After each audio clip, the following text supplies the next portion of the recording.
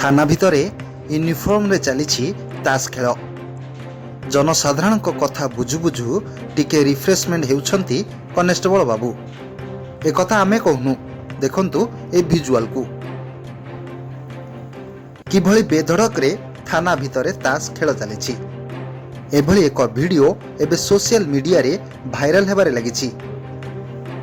ए घटना हेउछि गंजाम जिला धराकोट थानार।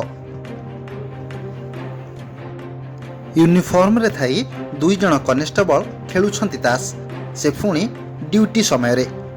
एभଳି video social media रे भाइराल हेबा परे एबे पुलिस र कार्यकारिता उपरे प्रश्न उठिछि।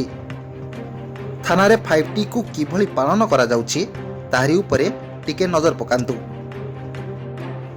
एठी बोधे कनेस्टेबल बाबू टी को ताश खेल बोली भाबी नेइछंती, जाहाकू अंगे अंगे पालन करुछंती ए दुई कनेस्टेबल। साधारण जनतांको सुरक्षा देबाकू नियोजित होइथिबा पुलिस कर्मचारी जदि एभଳି कार्य निजकू लिप्त रखंती तेबे साधारण जनता कहिबे काहाकू।